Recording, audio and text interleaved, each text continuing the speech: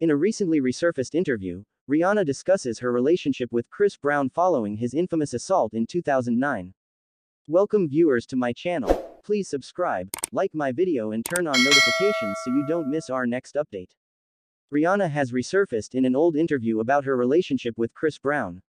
It began in 2012, 3 years after Brown was arrested for assaulting Rihanna, leaving the Pon De Replay singer with bruises and bloodstains on her body.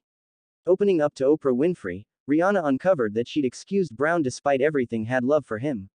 According to Billboard, Rihanna began dating Chris Brown around 2008, after which they had an intermittent relationship that lasted for several years. In any case, their relationship slowed down the next February when a contention while heading to the Grammy Grants raised to actual savagery. Chris Brown was sentenced to 5 years of probation and ordered to keep at least 50 yards away from Rihanna after pleading guilty to assault. However, they came to an agreement in the end. They reunited in 2012 after the restraining order was lifted by a judge, before reconciling to end their relationship permanently in the spring of 2013. Rihanna gave a report on her relationship with Chris Brown in the midst of their compromise. During a 2012 meeting that as of late reemerged on the web, Rihanna plunked down with Oprah Winfrey and conceded, "We have been working again to improve our friendship. We are now extremely close friends.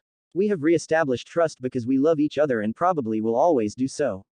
And that is something that we will never alter. If you've ever been in love, you can't turn that off." She also mentioned, "He was probably my life's love. The first love was him. And I see that he loves me in the same way that he loves me, it doesn't even matter if we are together. He truly enchants me. Therefore, my primary concern is that he is at peace. I'm not content if he's still lonely or a little unhappy." Rihanna acknowledged that she was so angry and resentful about what had transpired that it took her a long time to reach that point. Yet, she was at last propelled to pardon Chris Brown in the wake of burying the hatchet with her dad, who mishandled her mom.